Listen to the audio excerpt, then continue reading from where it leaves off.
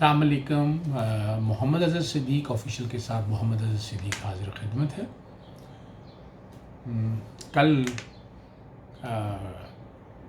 Supreme judicial council کے حوالے سے بات میری ہوئی تھی، بہت فیڈ بیک آیا ہے اور کئی دوستوں کے فون آئے ہیں۔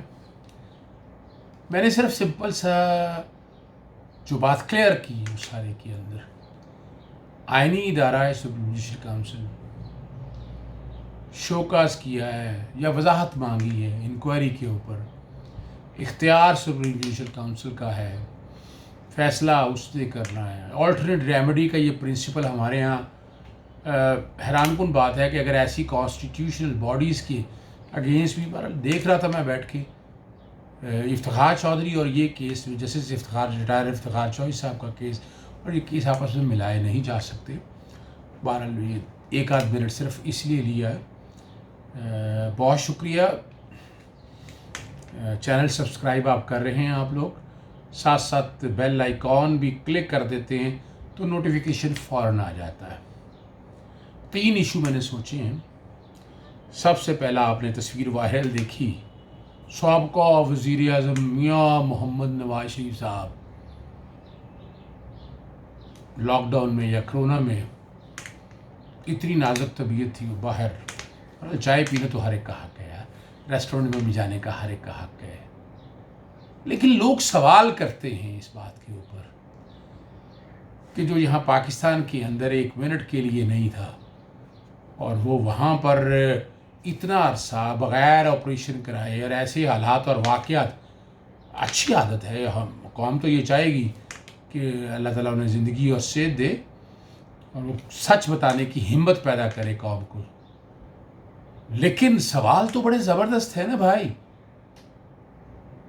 آپ کو میڈیکل گراؤنڈز پہ 8 ہفتے کی ضمانت ملی تھی، 401 کے تحت گورنمنٹ آف پنجاب نے ڈیسائیڈ کرنا تھا، گورنمنٹ آف پنجاب نے تو ڈیسائیڈ کر دیا، تو اس وقت تو آپ کی ضمانت ختم ہو چکی ہے۔ لاہور ہائی کورٹ سے آپ نے 4 ہفتے کی اجازت ملی تھی، پیریوڈک رپورٹس آنی تھی، سارا کچھ سامنے آنا تھا، وہ کچھ نہیں ریکارڈ پہ اوپر۔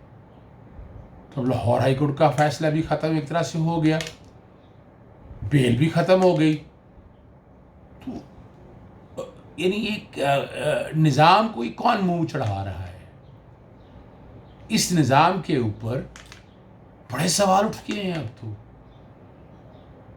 ہمارے قانون میں جتنا مرضی طاقتور آدمی صدر، وزیر اعظم اور عام آدمی وہ برابر ہیں، کسی کو فوقیت نہیں ہے۔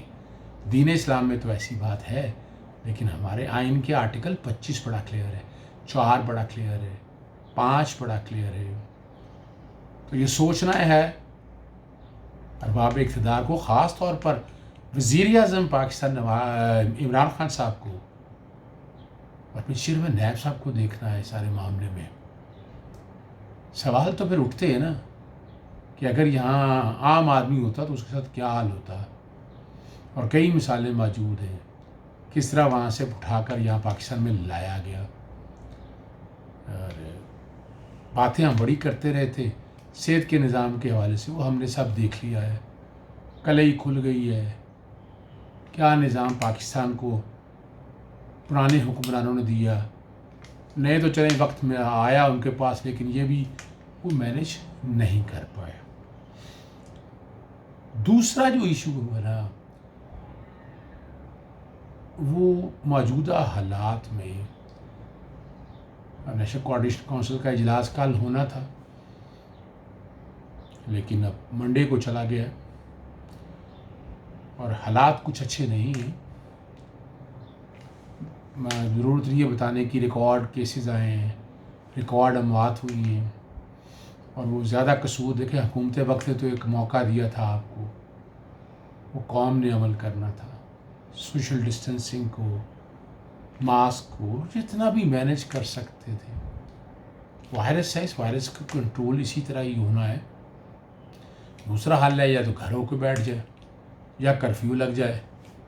تو ان حالات میں آپ دیکھ سکتے ہیں کہ کئی لوگوں کے کاروبار تباہ ہو چکے ہیں اور وہ جینون ایشوز ہیں۔ یہاں فیصلہ کرنا ہے، قوم کو کرنا ہے، حکومت وقت کو کرنا ہے، ہماری تمام سیاسی جماعتوں کو، تمام صوبائی حکومتوں کو بیٹھ کے فیصلہ کرنا ہے، پوائنٹ سکورنگ سے خدا را گریز کریں اور اس قوم کو آگے لے جانے کے حوالے سے معاملات کو دیکھا جائے۔ اور تکلیفیں تو بھی مزید نظر آ رہی ہیں۔ ٹیڈی دل کا حملہ ہم سب نے دیکھ لیا، وہ کوئی جادو کی چھڑی نہیں ہے ان کے پاس بھی یہ کر کے، لیکن ایک یکے بعد دیگرے یہ ہو رہے ہیں، اور آگے سنا یہی جا رہا ہے کہ بارشیں زیادہ ہوں گی، تو وہی قدرتی آفت جو ہے وہ مسائل پیدا ہو سکتی ہیں۔ تو ضرورت ہے اس امر کی کہ ایک بیلنسنگ کام کے ساتھ اسٹیٹسمین بن کے قوم کو ایک پیج پہ لائیں۔ 18ویں ترمیم نے جو تباہی و بربادی کی ہے اس ملک کے ساتھ، موقع ہے اسمبلیوں کے پاس، ایک آدمی گناہ کرتا ہے تو توبہ کے دروازے تو کھلے ہیں نا، کیسے عمل کی ہیں۔ اور اس میں تو پہلے دن سے کہہ رہا ہوں کہ 18ویں ترمیم کے پیچھے کیا چالیں تھیں، اور وہ حالات اور واقعات نے ثابت کر دی۔ تیسرا ایشو جو قصور کہتے رہتے ہیں ہمارا، یہ آٹا چینی، یہ جتنے اسکینڈل ہیں اس کے پیچھے تمہارا بڑا ہاتھ ہے، تم نے جان چین سے نہیں بیٹھنے دیا۔ بڑی جدوجہد ہے اس میں تو کوئی شک نہیں ہے۔ 2010 کی بھی ایک پٹیشن آج بھی پینڈنگ پڑی ہوئی ہے لاہور ہائی کورٹ میں، اور مسابقتی کمیشن وغیرہ جن کا رول کوئی نہیں، انہوں نے تباہ کر دیا تھا۔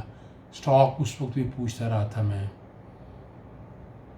بینکوں سے قرضے لے کے کیا پوزیشن ہے، چینی کی قیمت کا اصل تعین کیا طریقہ کار ہے، سوالات تو سارے موجود ہیں۔ لیکن آج جو میں نے ایک پوزیشن سنی ہے کہ یہ معاملہ شاید ایف آئی اے کے پاس بھجوانا ہے۔ ایف آئی اے میں نہیں ہے کیپیسٹی جناب وزیر اعظم صاحب، ایف آئی اے نہیں کر سکے گا، وہ رزلٹ نہیں دے سکے گا آپ کو۔ ایک تو قانون میں، ایف آئی اے ایکٹ میں بہت جھول ہیں، اور جو نیب قوانین کے اندر اختیارات ہیں، جو طریقہ کار ہے، اور یہ میں پہلے بھی کہتا رہا ہوں آپ کو، کمیشن آف انکوائری ایکٹ کے تحت انکوائری کمپلیٹ ہونے دیں، فورینسک ہونے دیں، آگے حالات ٹھیک ہو جائیں گے۔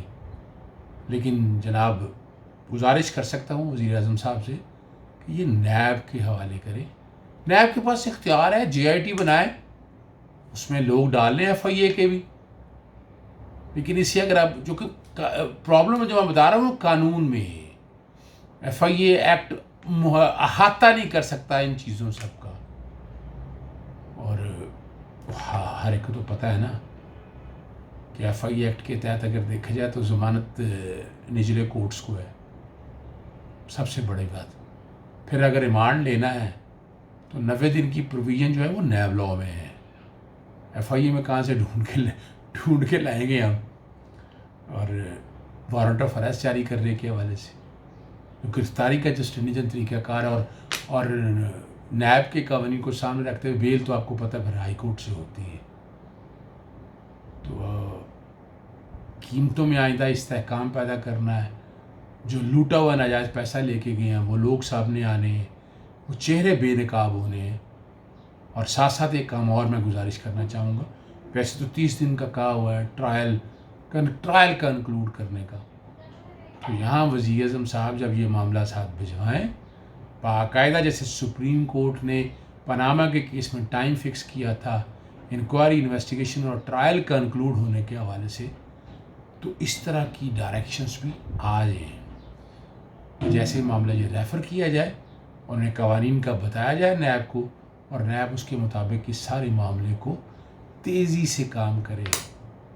بہت بڑا ہے، کبھی دین اسلام کو سمجھ کر دیکھیے گا، دین اسلام انسانیت کا دین ہے۔ ہم دیکھیں ناپ تول کے حوالے سے، آپ ذرا سوچے تو صحیح، ملاوٹ نہیں کر سکتے، ناجائز منافع خوری نہیں ہو سکتی، اور ہم جتنی لوٹ مار ہم روزوں میں کماتے ہیں، حجوں پہ کماتے ہیں، اور اسی طرح مہنگائی کر کے ذخیرہ اندوزی پتہ ہے، لیکن ہم کر رہے ہوتے ہیں۔ शायद ये समझी बैठे हैं कि वो रब की ज़ात नहीं है। हम रब नाराज़ पहले ही कर बैठे हैं, अपने अमालों के साथ, अपनी ज़हनी सोच के साथ और बाकी चीज़ों को सामने रखते हुए हम वाकई रब नाराज़ कर बैठे हैं। आप खुद सोचें, मस्जिदों में नमाज पढ़े खुल के नहीं जा सकते, उम्रा, ज़ियारत, हज करीब है, दुआए रब पाक से हमें माफ़ी दे दे, हाथ जोड़ के गिड़गिड़ा कर हमारी कोताहियाँ, मेरा जिस्म मेरी मर्ज़ी। कौम लूत का वाक़या शायद नहीं पढ़ा इन लोगों ने। कभी दीन को समझ के तो देखें। तो 1450 साल पहले के जो प्रिंसिपल हैं, 10,000 साल, 1,00,000 साल वही प्रिंसिपल इतलाक होगा। नकाब उतारने चली थी दुनिया मुसलमानों से, पूरी दुनिया को नकाब पहनना पड़ गया। रब के प्रिंसिपल है, रब की हदें, उस पर अमल होना चाहिए। इजाज़त दीजिएगा। अस्सलाम वालेकुम।